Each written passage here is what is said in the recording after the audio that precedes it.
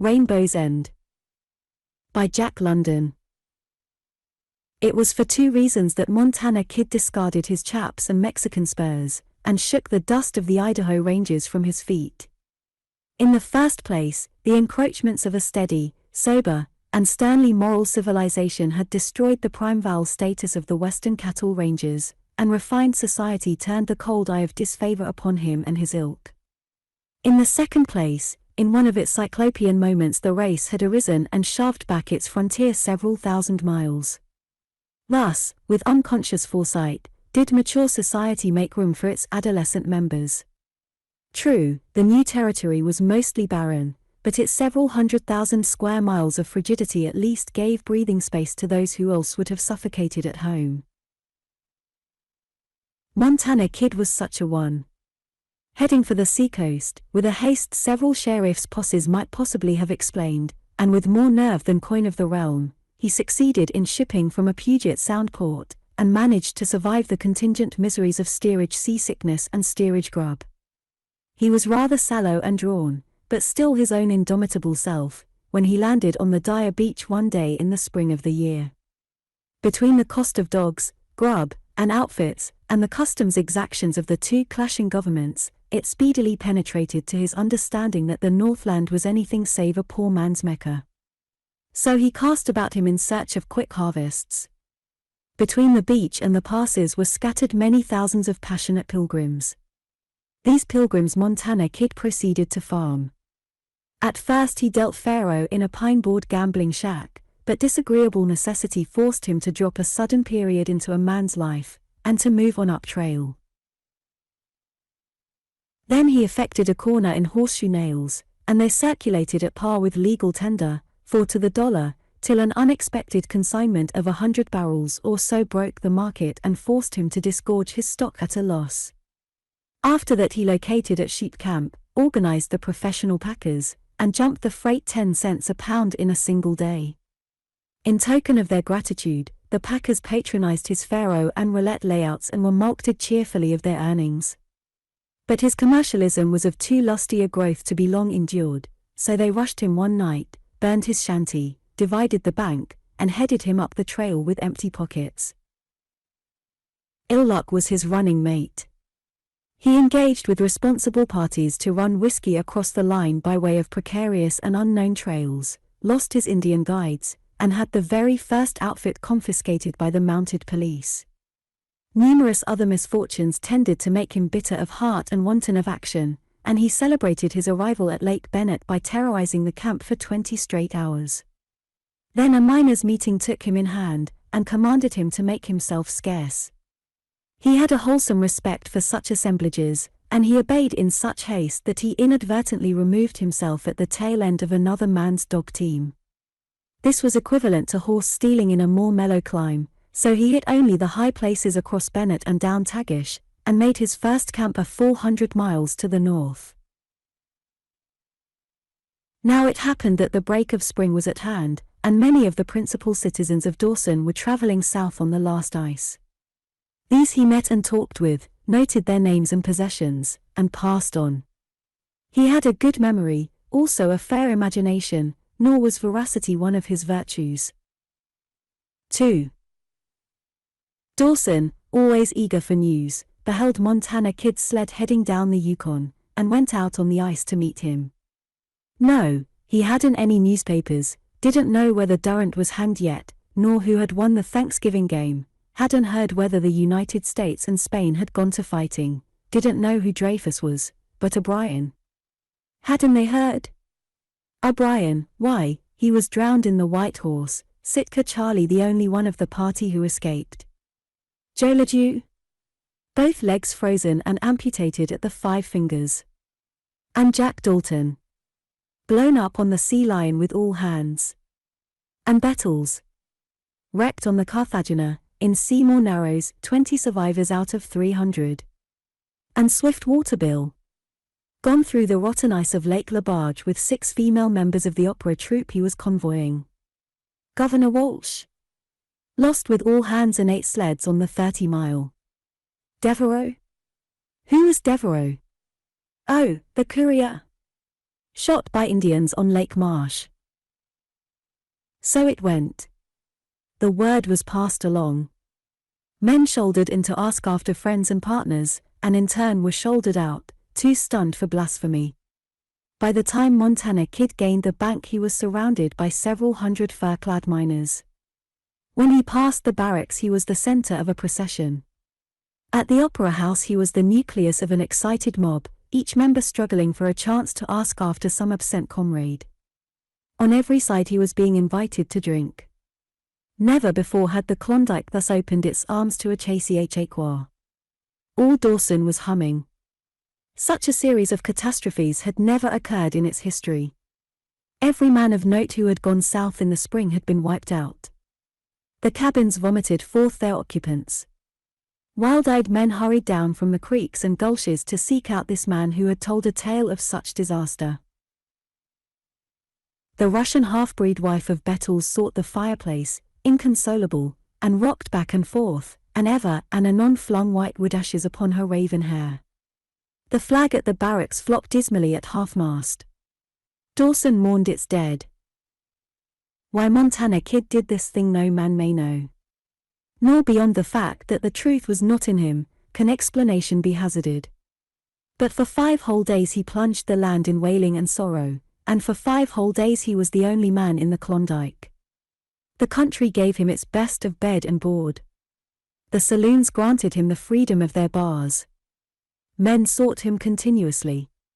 The high officials bowed down to him for further information, and he was feasted at the barracks by Constantine and his brother officers. And then, one day, Devereaux, the government courier, halted his tired dogs before the Gold Commissioner's office. Dead. Who said so? Give him a moose steak and he'd show them how dead he was. Why, Governor Walsh was in camp on the Little Salmon, and O'Brien coming in on the first water. Dead. Give him a moose steak and he'd show them. And forthwith Dawson hummed. The barracks flag rose to the masthead, and Bettles' wife washed herself and put on clean raiment. The community subtly signified its desire that Montana Kid obliterate himself from the landscape.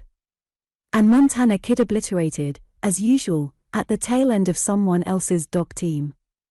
Dawson rejoiced when he headed down the Yukon, and wished him Godspeed to the ultimate destination of the case-hardened sinner. After that, the owner of the dogs bestirred himself, made complaint to Constantine, and from him received the loan of a policeman. 3. With Circle City in prospect and the last ice crumbling under his runners, Montana Kid took advantage of the lengthening days and traveled his dogs late and early. Further, he had but little doubt that the owner of the dogs in question had taken his trail, and he wished to make American territory before the river broke. But by the afternoon of the 3rd day it became evident that he had lost in his race with spring. The Yukon was growling and straining at its fetters. Long detours became necessary, for the trail had begun to fall through into the swift current beneath, while the ice, in constant unrest, was thundering apart in great gaping fissures. Through these and through countless airholes, the water began to sweep across the surface of the ice, and by the time he pulled into a woodchopper's cabin on the point of an island, the dogs were being rushed off their feet and were swimming more often than not. He was greeted sourly by the 2 residents, but he unharnessed and proceeded to cook up. Donald and Davy were fair specimens of frontier inefficients. Canadian-born, city-bred Scots, in a foolish moment they had resigned their counting-house desks, drawn upon their savings, and gone Klondikeing. And now they were feeling the rough edge of the country. Grubless, spiritless, with a lust for home in their hearts, they had been staked by the P.C. Company to cut wood for its steamers, with the promise at the end of a passage home. Disregarding the possibilities of the ice run, they had fittingly demonstrated their inefficiency by their choice of the island on which they located. Montana Kid, though possessing little knowledge of the breakup of a great river, looked about him dubiously, and cast yearning glances at the distant bank where the towering bluffs promised immunity from all the ice of the Northland. After feeding himself and dogs, he lighted his pipe and strolled out to get a better idea of the situation. The island, like all its river brethren, stood higher at the upper end, and it was here that Donald and Davy had built their cabin and piled many cords of wood. The far shore was a full mile away, while between the island and the near shore lay a back channel perhaps 100 yards across. At first sight of this, Montana Kid was tempted to take his dogs and escape to the mainland, but on closer inspection he discovered a rapid current flooding on top. Below, the river twisted sharply to the west, and in this turn its breast was studded by a maze of tiny islands. "That's where she'll jam," he remarked to himself. Half a dozen sleds, evidently bound upstream to Dawson, were splashing through the chill water to the tail of the island. Travel on the river was passing from the precarious to the impossible, and it was nip and tuck with them till they gained the island and came up the path of the wood choppers toward the cabin. One of them, snowblind, towed helplessly at the rear of a sled. Husky young fellows they were, rough-garmented and trail-worn, yet Montana Kid had met the breed before and knew at once that it was not his kind. "Hello. How's things up Dawson way?" queried the foremost, passing his eye over Donald and Davy and settling it upon the kid. A first meeting in the wilderness is not characterized by formality. The talk quickly became general, and the news of the upper and lower countries was swapped equitably back and forth.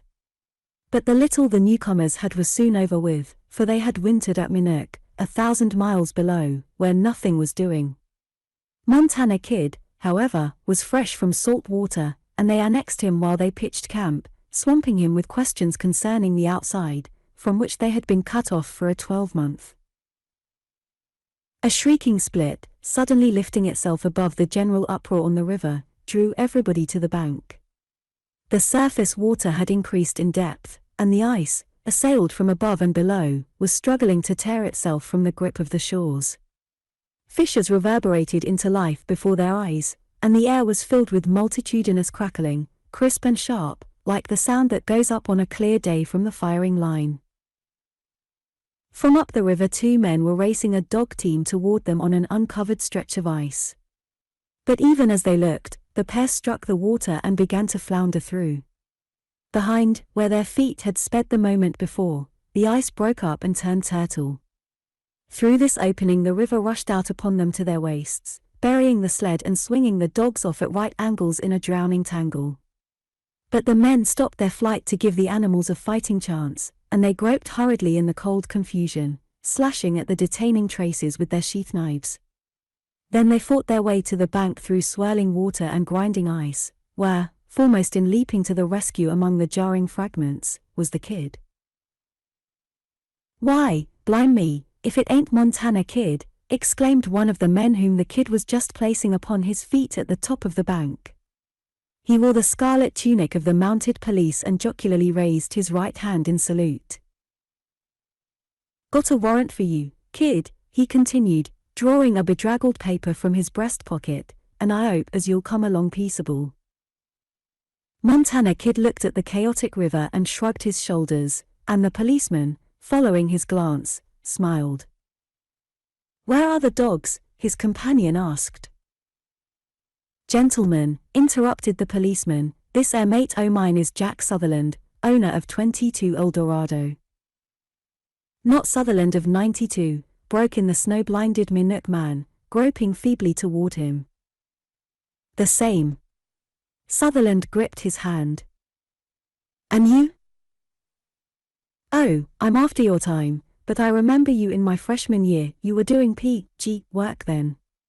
"Boys," he called, turning half about, "this is Sutherland, Jack Sutherland, erstwhile fullback on the varsity.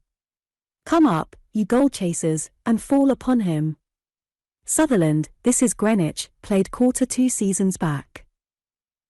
"Yes, I read of the game," Sutherland said, shaking hands. "And I remember that big run of yours for the first touchdown." Greenwich flushed darkly under his tanned skin and awkwardly made room for another. "And here's Matthews, Barkley man. And we've got some Eastern cracks knocking about, too. Come up, you Princeton men. Come up. This is Sutherland, Jack Sutherland." Then they fell upon him heavily, carried him into camp, and supplied him with dry clothes and numerous mugs of black tea. Donald and Davy, overlooked, had retired to their nightly game of crib. Montana Kid followed them with the policeman. "Here, get into some dry togs," he said, pulling them from out his scanty kit. "Guess you'll have to bunk with me, too." "Well, I say, you're a good UN," the policeman remarked as he pulled on the other man's socks. "Sorry I've got to take you back to Dawson, but I only hope they won't be odd on you." "Not so fast." The kid smiled curiously. "We ain't underway yet. When I go I'm going downriver, and I guess the chances are you'll go along." "Not if I know myself." "Come on outside, and I'll show you, then." These damn fools, thrusting a thumb over his shoulder at the two Scots, played smash when they located here. "Fill your pipe, first. This is pretty good plug and enjoy yourself while you can. You haven't many smokes before you." The policeman went with him wonderingly, while Donald and Davy dropped their cards and followed. The Minook men noticed Montana Kid pointing now up the river, now down, and came over. "What's up?" Sutherland demanded. "Nothing much." Nonchalance sat well upon the kid. "Just a case of raising hell and putting a chunk under. See that bend down there? That's where she'll jam millions of tons of ice. Then she'll jam in the bends up above, millions of tons. Upper jam breaks first, lower jam holds, poof." He dramatically swept the island with his hand. "Millions of tons," he added reflectively. "And what of the wood piles?"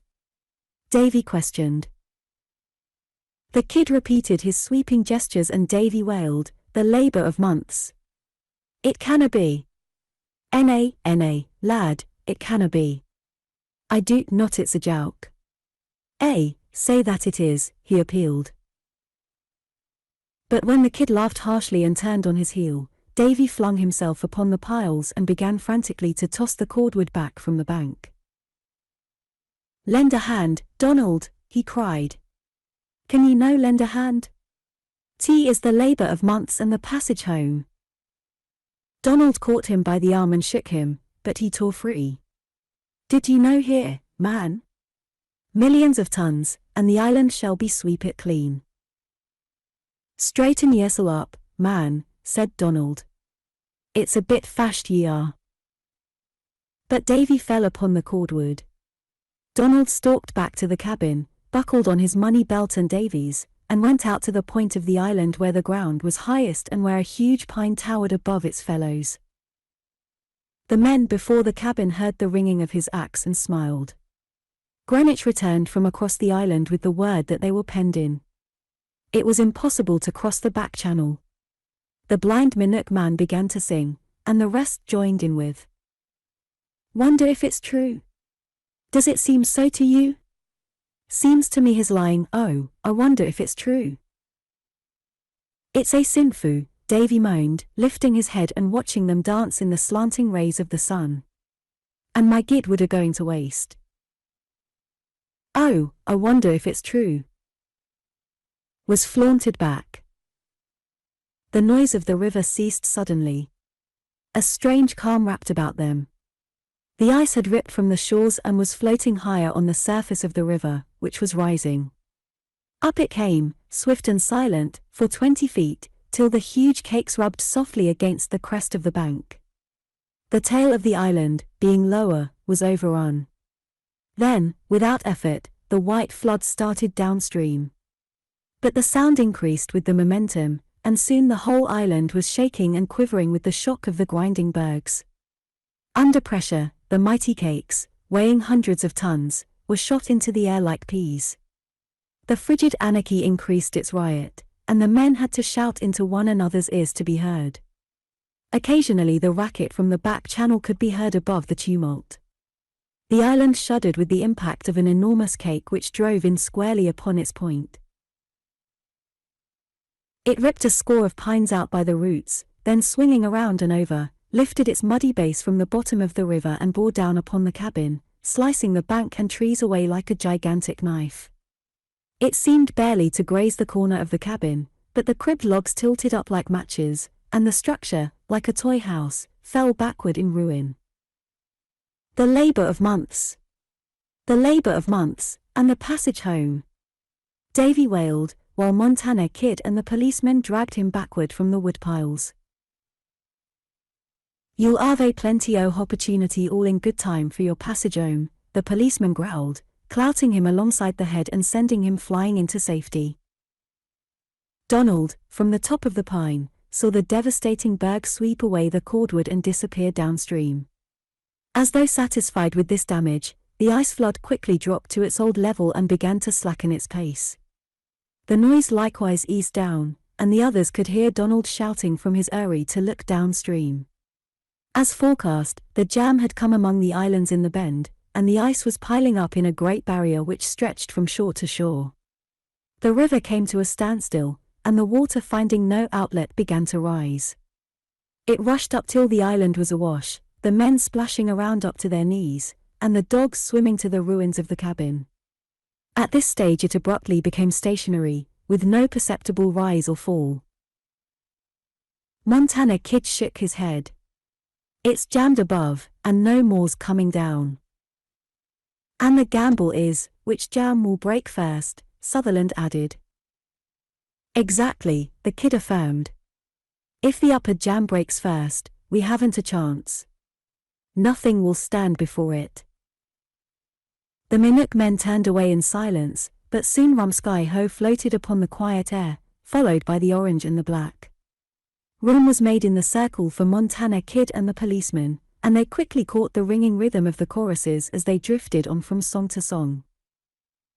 "Oh, Donald, will you no lend a hand?" Davy sobbed at the foot of the tree into which his comrade had climbed.